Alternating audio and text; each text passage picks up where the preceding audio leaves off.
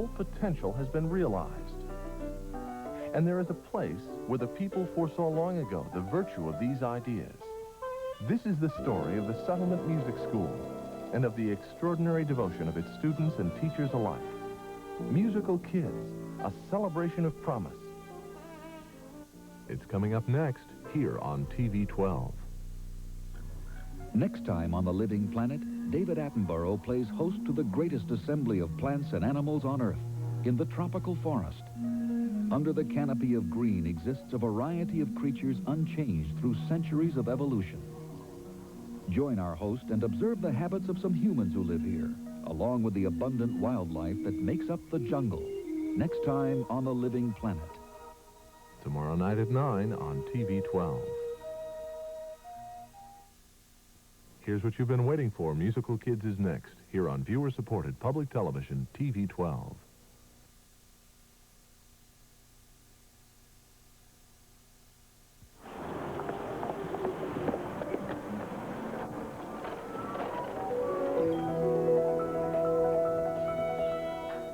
I had never been in a place where music was around me like this.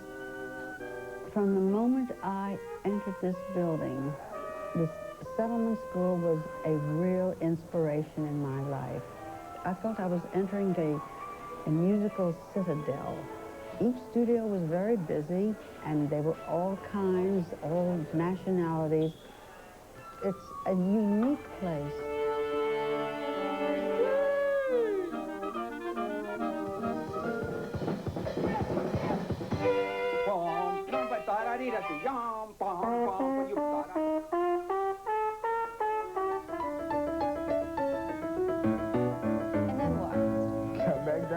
Fine, okay, it arcs, so you want to show that. Much bigger. Okay. You have to have some place to begin in life, and this is the ideal place. Music is something that appeals to everyone, and it isn't necessary to do it on the basis of color or religion or any other basis. So children from various walks of life get together to play music, and then they forget that this one is rich and this is middle class and this one is poor, because the object then is to make music together. Music is the great leveler, the great democracy. Musical Kids, a celebration of Philadelphia's Settlement Music School, is made possible by a grant from Core States Financial Corp., parent company of Philadelphia National Bank and Hamilton Bank. Yep. You get very heroic. Yeah. Now more. To the G. That's right. But don't hit the G. Love the G, okay? Smooth. Make it round. Yeah. Nothing has that open sound on the violin like that open G. Tee-da-da-yum. I like the sound of it. My grandfather used to take his violin out once on special occasions, and I would listen to it. Yes. That's very important. Yeah. See, you're so expressive, and you're so exciting, and then all of a sudden, but then this goes sort of like, I think of her as a young artist, as a real artistic quality. She changes instantly when she puts the fiddle under her chin. She was very expressive, even when she was playing very easy elementary pieces. Yeah. I could hear that. When I'm teaching kids, I try to get them to use lots of bow. And I think that tends to bring out more expressive qualities if the child is very expressive.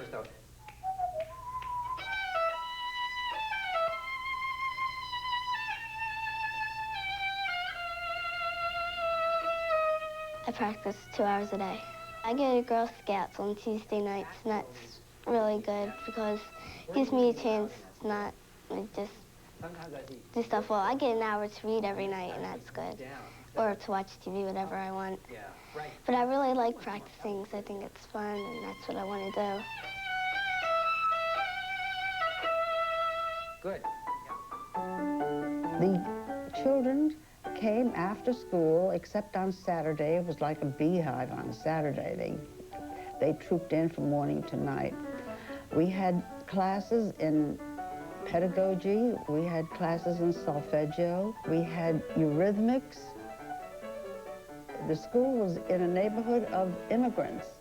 And when I first went there, when I went into the auditorium, one of the social workers, Miss Abby Evans, a poet and a brilliant woman, was teaching this group of women how to sing the Star-Spangled Banner.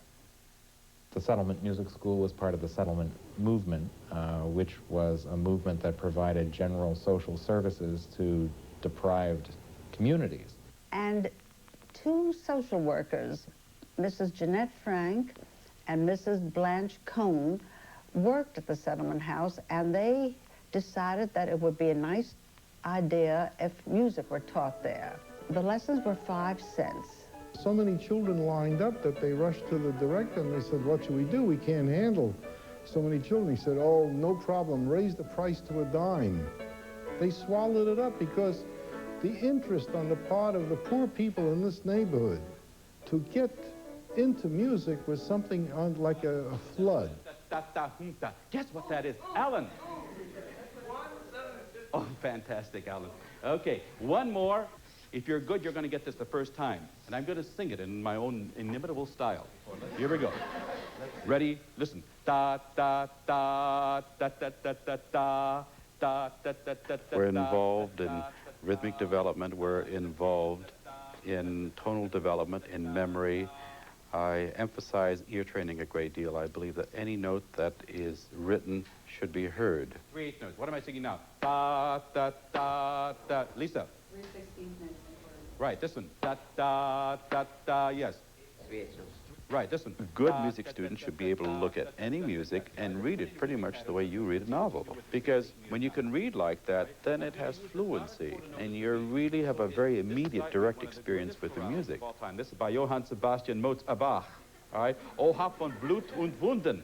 So here's the infamous staff hand. How many of you observed this as a hand? Oh, what a class. All right, now, in the key of A now. Ready, sing.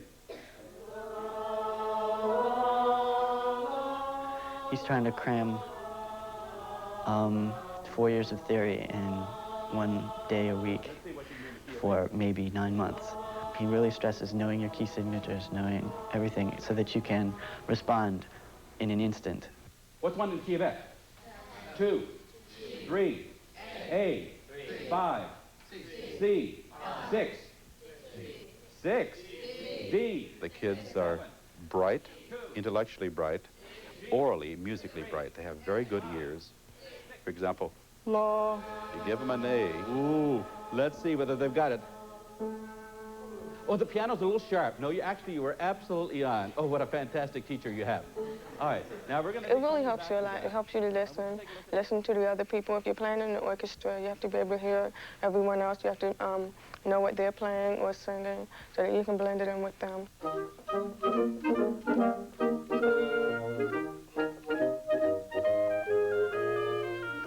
They play in orchestras, they play in ensembles, and we have a wonderful ensemble teacher here, of course, Mrs. Curtis, and she just performs miracles with them. And there's a carryover between her work and my work. Bum, bum, bum. Once again, you got the idea. And I was flat. Oopsie. Okay, that's all it is. Start again, please, 71. Not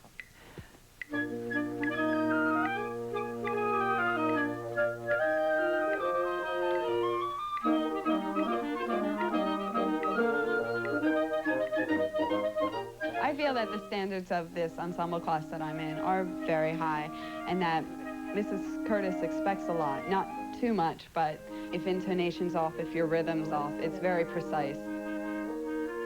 I hope that I don't push them too much. I don't want them to lose the love for music by working so hard at it. Okay, man, that's twice. When you had a staccato, fine, bum, bum, bum, bum, then ba-ding, ba-ding. You have a decrescendo. The school's always had high standards, beginning with the first director, Johann Gralla, who was originally a member of the Philadelphia Orchestra. His ideals would not have been as fully realized as they were without the generous support and the backing of Mrs. Edward Bach, who later married the violinist Ephraim Zimbalist. Mr. Gralla was a true idealist and a very unique person.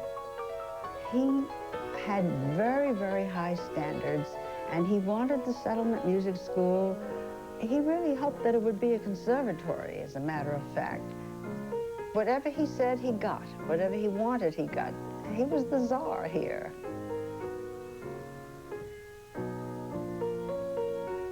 Mrs. Bach was the fairy godmother of the school. She put the building up in memory of her mother, Mary Louise Curtis. And she became more and more intrigued by the attitude of these children and so on, and they had what they called the conservatory department. And that conservatory department was the concept of the Curtis Institute, which started in this building. She was a society woman who knew exactly what the world was all about. And she found in music the key to a good life. And she was anxious to share it with everyone. That kind of feeling.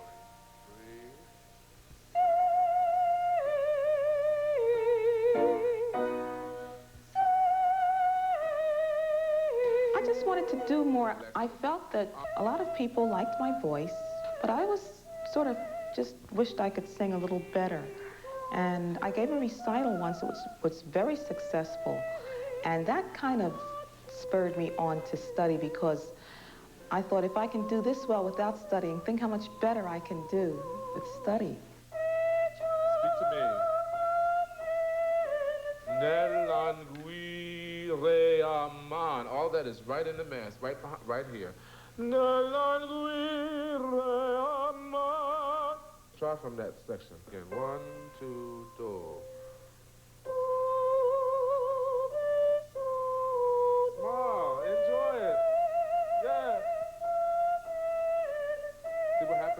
You smile, the sound was right there. Go on, D.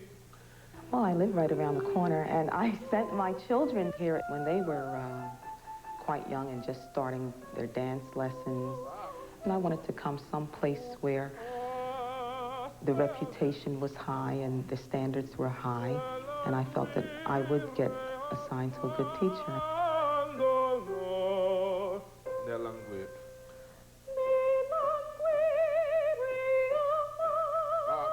A little bit more space. A little bit of space on mine.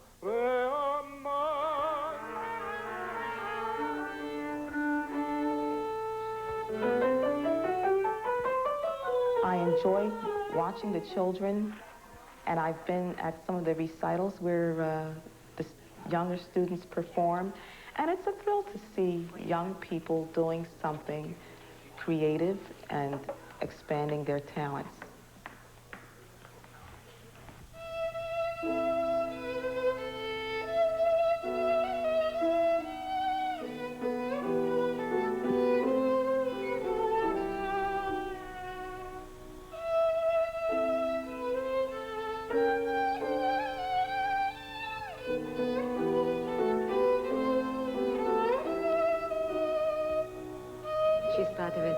She was very young like this, and I carried her to Mr. Snyder's home, that lesson in the summer.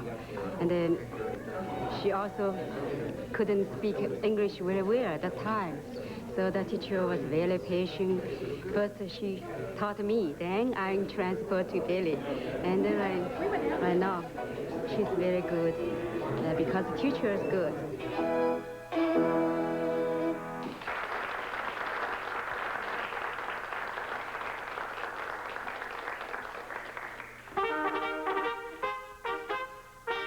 What the school does for a student is give them an opportunity to hear what other students are doing and to come into contact with them and to perform. Music is meant to be heard and it's meant to be performed, and if you've never had the experience of doing it, then you don't really have the experience of playing music.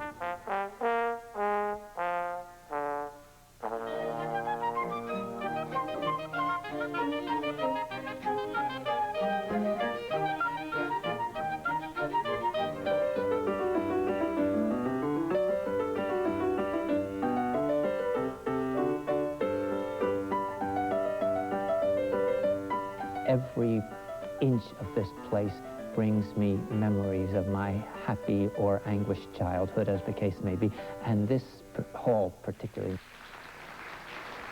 Every year I used to play here, shaking but happy. I have so many wonderful memories of the school. One of the great highlights was the visit of Albert Einstein. Einstein was a friend of one of my teachers, Joseph Schwartz. He had brought Schwartz from Europe to America as a refugee. Einstein and Schwartz played sonatas together in Berlin, and Einstein was an excellent violinist. Einstein became a member of the honorary board of directors, and there was a concert in his honor at which I played. I was 7 at the time. That was in 1939, and I played the first movement of a Haydn sonata, and the whole thing was ineffably thrilling. And I met him because I had 2 students playing that evening, and we were introduced, and he held out his hand and took my hand in both of his and told me how much. I said, I am deeply honored, Dr. Einstein. He says, it is I who am honored to have had the occasion to hear your students play so well.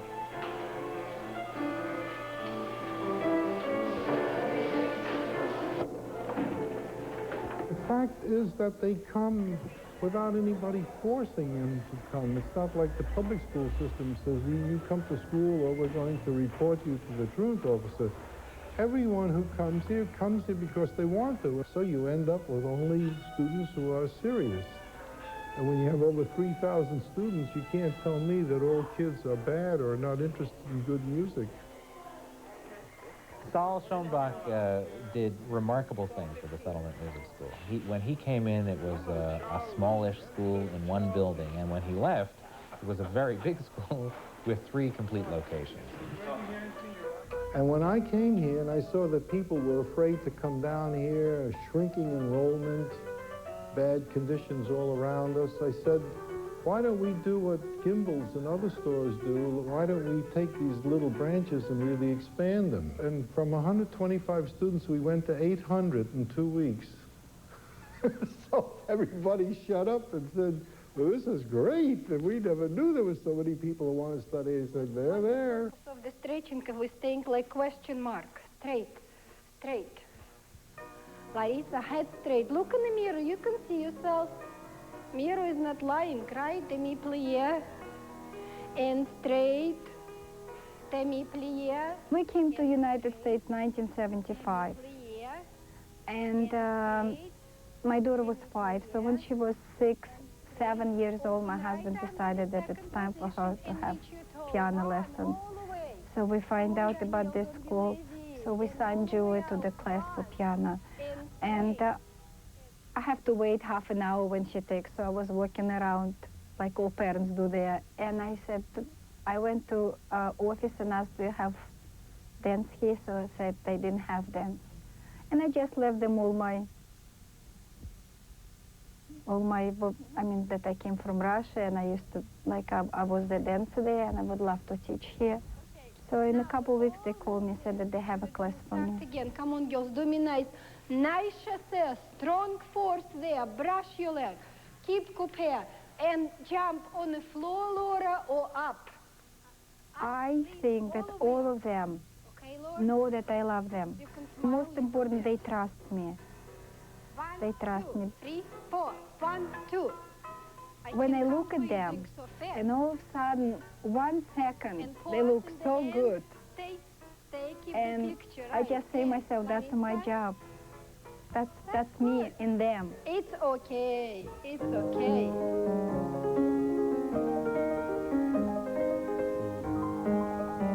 Oh, just a little more.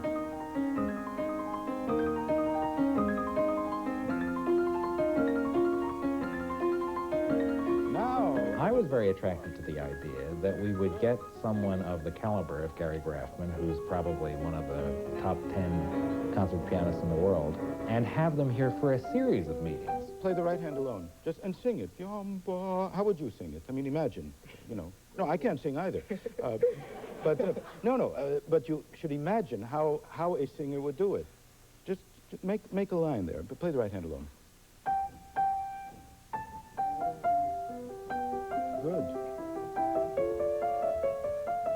And when a student plays for him, he listens to that student with ears that have heard all the great pianists in the world over a period of time. And when he says something back to the student, it has usually special meaning and special thoughtfulness behind it. And don't forget, when you're practicing this and it sounds maybe not so interesting, remember that the orchestra is playing legato all the time. So you have these two different sounds, two different textures. Okay, maybe go on from here now.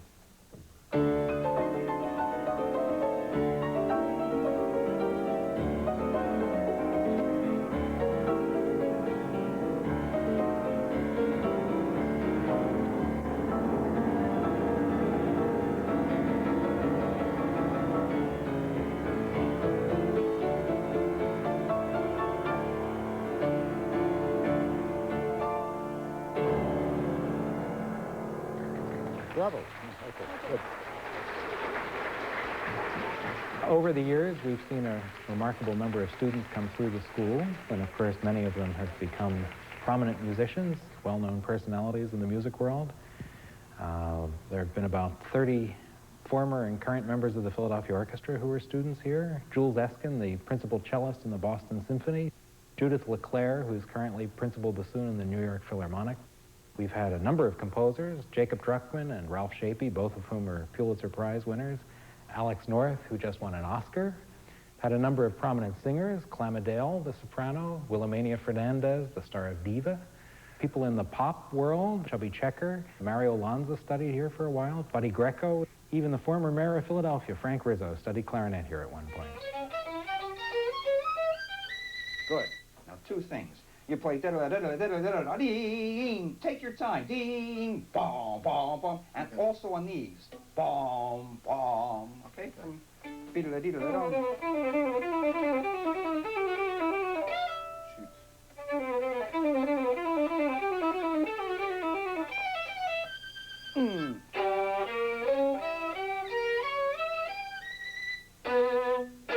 Yes. What is the concertmaster of the Philadelphia Orchestra doing teaching at the Settlement Music School? I think if you're in that position and you can help someone who has some talent, I think it's an important obligation to do it. Can't be cheated rhythmically. You have to have time between the B and the E, a G. Don't rush into the G.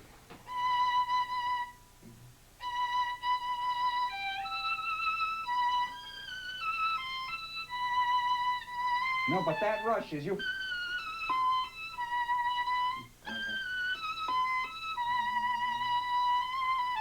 Once again. I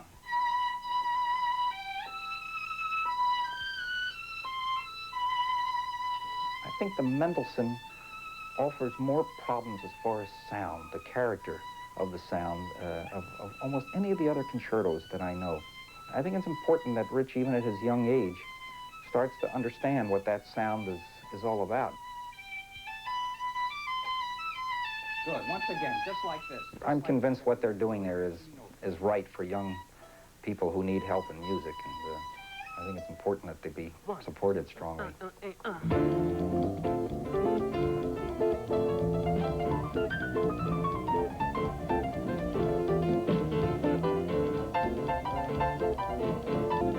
I feel that there's no music that can touch jazz, and there's no way to explain how much I like jazz.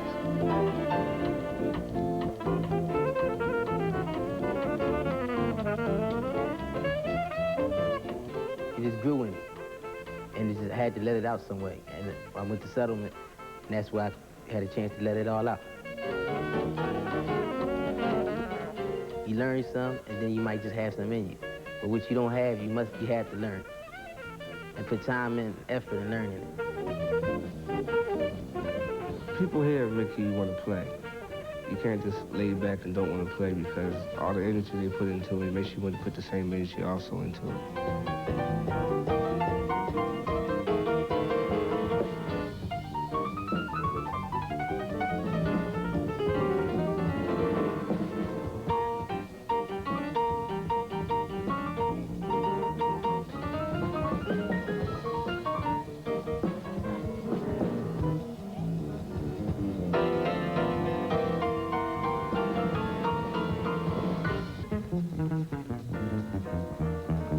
The biggest thing that he's done to teach us is to just give us the opportunity. Most groups that you're in, they say, take an 8-bar solo. Not Mr. Hines, no way. You take 2, 3 choruses. You gotta play.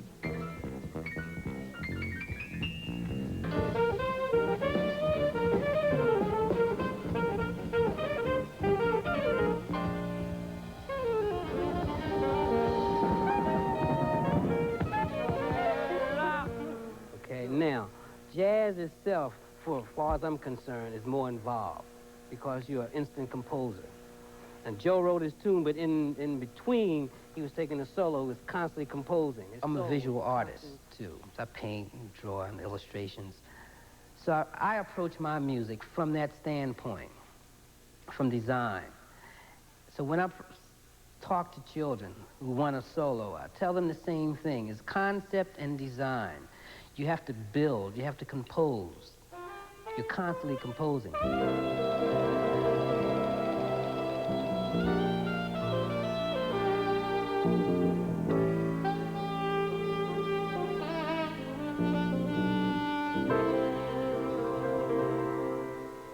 Anybody who's involved in jazz is going to write a song because you get so many ideas just by taking a solo. You'll play something, and that line that you played could be used as a melody for a tune. So what I would say is, look, if you're going to play a melody, bring it in and let's write it out. If you're going to add harmony to it, let's write it out and try to play it as a song, as a composition. I want them to be total musicians.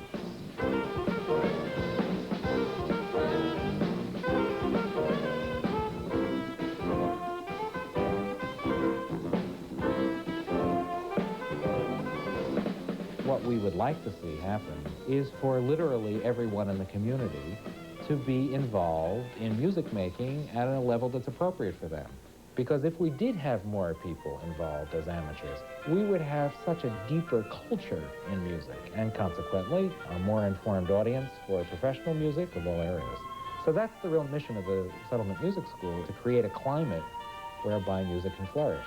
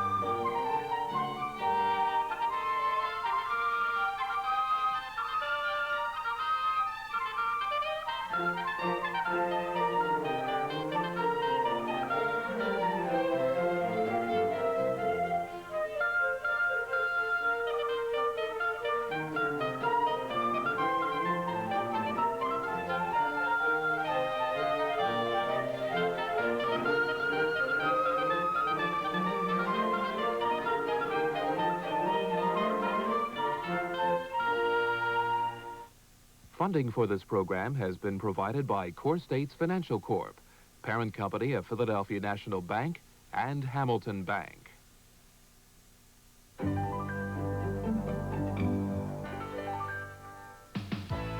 WHYY thanks the following companies for their generous support of public broadcasting in the Delaware Valley: PSFS,